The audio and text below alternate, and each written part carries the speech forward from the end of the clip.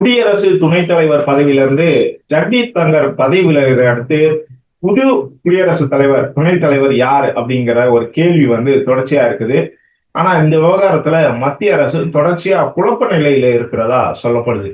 அதாவது கடந்த சில நாட்களுக்கு முன்பு என்ன பண்ணா ஜக்தீப் தங்கர் திடீர்னு பதவி விலகினாரு. அதுக்கு காரணம் என்ன சொல்லப்பட்டதுன்னா, உடல்நிலை சரியில்லை, உடல்நிலை காரணம் காட்டி நான் பதவியில இருந்து விலகுறேன் அப்படின்னு சொல்லிட்டு ராஜினாமா செஞ்சாரு. அந்த ராஜினாமாவை உடனே ஏத்துக்கிட்டாங்க. இப்படிப்பட்ட ஒரு சூழ்நிலையில இதுக்கு பின்புலம் என்ன அப்படின்னு திரிணாமுல் காங்கிரஸ் உள்ளிட்ட எம்பிக்கள் குற்றச்சாட்டு வைக்கிறாங்க. என்னன்னு பாத்தீங்கன்னா, நீதிபதி வர்மா வீட்டுல கட்டுக்கட்டா பணம் கைப்பற்றப்பட்டது. இந்த விவகாரத்துல அவர் மீது எந்த நடவடிக்கையும் எடுக்காம மத்திய அரசு மௌனம் காத்துக்கிட்டு இருந்துச்சு.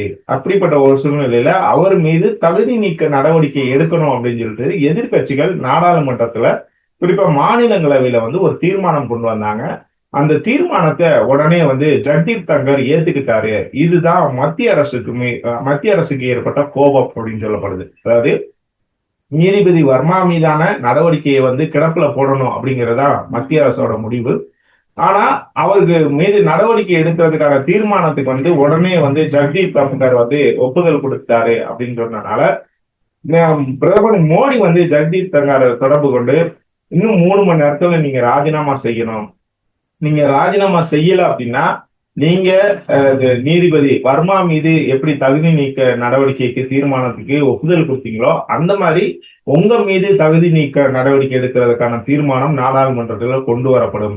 அதுக்கு பதிலா நீங்க மரியாதை நீங்களே ராஜினாமா செஞ்சுட்டு போயிருங்க அப்படிங்கிற மாதிரி மோடி அவரை சொன்னதாகவும், அதன் அடிப்படையில தான் ஜக்தீப் தங்கர் உடனடியா பதவி விலகினாரு அப்படின்னு சொல்லப்படுது. ஏன் அப்படின்னா, அதுக்கு முன்னாடி நாடாளுமன்ற அவையில ஜெகதீப் தங்கர் பதவி விலகு ராஜினாமா செய்வதற்கான எந்த சிக்னலுமே இல்ல. அவரை திடீர்னு பதவி விலகினார்னா இதுதான் காரணம், நீதிபதி வர்மா மீது தகுதி நீக்க நடவடிக்கை எடுக்கிறதுக்கு ஒப்புதல் கொடுத்ததுதான் காரணம் அப்படின்னு சொல்லிட்டு திரிணாமுல் காங்கிரஸ் மட்டும்தான் மற்ற கட்சி எம்பிக்களும் பலரும் சொல்றாங்க.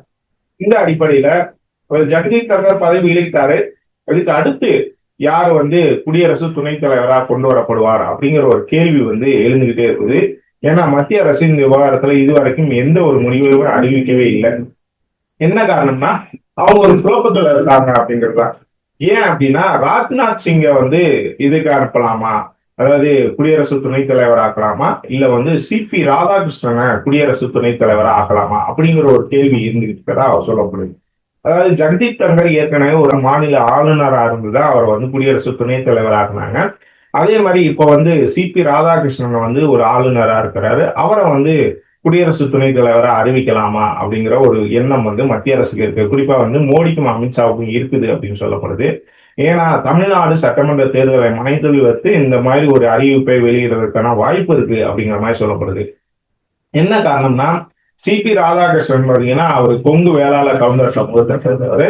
வரக்கூடிய சட்டமன்ற தேர்தலுக்கு முன்பு அவரை இந்த மாதிரி ஒரு குடியரசு துணைத் தலைவர் பதவியில அமர வச்சுட்டா, அதை வைத்து தமிழ்நாட்டுல குறிப்பா பாத்தீங்கன்னா மேற்கு மாவட்டங்கள்ல கொங்கு பெல்ட்ல பிரச்சாரம் செய்யலாம் அப்படிங்கிற ஒரு யுக்தியா இருக்குது அப்படின்னு சொல்லப்படுது.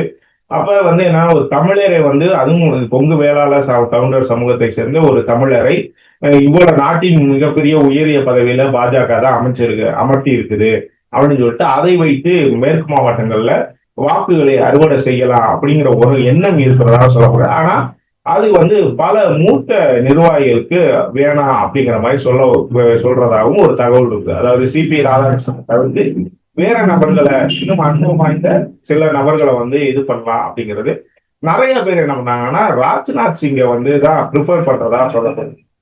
என்ன காரணம் அப்படின்னா, மோடியோட கேபினெட்ல மிக மூத்த அனுபவம் வாய்ந்த ஒரு நபர் ராஜ்நாத் சிங்.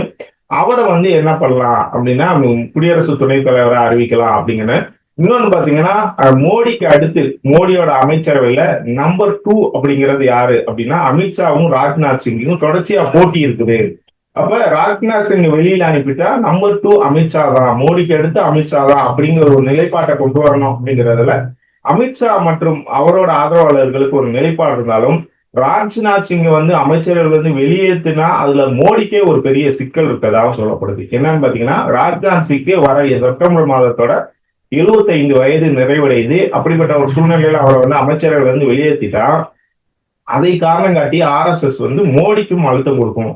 ஏன்னா அதே செப்டம்பர் மாதத்துல மோடிக்கும் 75 வயது நிறைவேறதுனால ராஜ்நாத் சிங்கை அமைச்சரவையில இருந்து வெளியேற்றியாச்சு, நீங்களும் வந்து பிரதமர் பதவியில இருந்து வெளியேறுங்க அப்படின்னு சொல்லிட்டு RSS அதை வைத்து மோடிக்கு வந்து ஒரு நெருக்கடி கொடுப்பாங்க அப்படிங்கறதுனால மோடி வந்து என்ன மோடி அமித்ஷாவும் இப்ப ராஜ்நாத் சிங்கை இது பண்றதா, CP ராதாகிருஷ்ணன் வந்து இது பண்றதா, வேற ஒரு நபர்களை வந்து குடியரசு துணைத் தலைவரா நியமிக்கிறதா அப்படின்னு ஒரு குழப்பத்துல இருக்கனாலதான் இன்னும் வந்து ஜெகதீப் தங்கர் பதவி விலகி கிட்டத்தட்ட 3-4 நாட்கள் ஆன பிறகும் புதிய குடியரசு துணைத் தலைவர் யார் அப்படின்னு ஒரு முடிவு எடுக்காம இருக்கிறாங்க அப்படின்னு.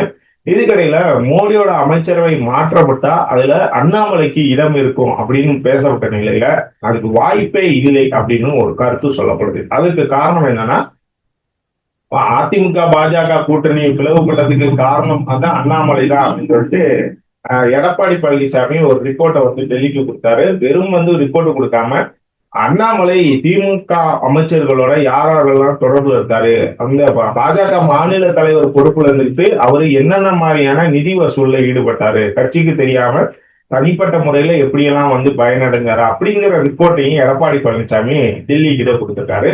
இதெல்லாம் பார்த்துட்டு தான் உடனே என்ன பண்ணிருக்காங்க, டெல்லி வந்து இது பண்ணிருக்காங்க, நீ அண்ணாமலையை மாட்டிட்டு இவரை வந்து தேர்வு செஞ்சாங்க. அது போக அண்ணாமலை பாத்தீங்கன்னா தொடர்ச்சியா வந்து அதிமுக விமர்சிச்சுட்டு வர்றதையும் டெல்லி தலைமை வந்து ரசிக்கல அப்படின்னு சொல்லப்படுது. அதாவது அவரை வந்து தொடர்ச்சியா வந்து அதிமுக சம்பந்தமா இப்போ விமர்சிக்காம அமைதியா இருந்தாலும் இதற்கு முன்னாடி பாத்தீங்கன்னா அதாவது மோடி வந்து பாத்தீங்கன்னா அங்க வரும்போது ஜெயலலிதா மற்றும் எம்ஜிஆர் வந்து புகழ்ந்து பேசிதான் அவர் வந்து வாக்கு சேகரிப்பாரு. ஆனா ஜெயலலிதாவை வந்து இவர் பாத்தீங்கன்னா அண்ணாமலை தொடர்ச்சியா விமர்சனம் செஞ்சாரு. தான் புகழ்ந்த ஒரு தலைவர்களை வந்து அண்ணாமலை விமர்சனங்களை வந்து டெல்லி தலைமை ஏற்கல அப்படின்னு சொல்லப்படுது. அதன் அடிப்படையில தான் அண்ணாமலை வந்து ஓரங்கட்டப்பட்டுட்டார் அப்படின்னு. இதுக்கு முன்னாடி பாத்தீங்கன்னா எல்முருகனும் சரி, தமிழிசை சவுந்தரராஜனும் சரி, மாநில தலைவர் பொறுப்புல இருந்து மாற்றப்பட்ட பிறகு உடனடியா அவங்களுக்கு வந்து வேற முக்கியமான பதவிகள் கொடுத்தாங்க. குறிப்பா பாத்தீங்கன்னா அண்ணாமலைக்கு இவருக்கு எல்முருகனுக்கு வந்து மத்திய அமைச்சர் பதவி கொடுத்தாங்க. இங்கிட்டு தமிழிசை சவுந்தரராஜனுக்கு வந்து தெலுங்கானா ஆளுநர் அப்படின்னு கொடுத்தாங்க. அதுக்கப்புறம் புதுச்சேரி ஆளுநர் அப்படின்னு 2 பதவிகளை கொடுத்தாங்க, 2 ஆளுநர் பதவிகளை கொடுத்தாங்க.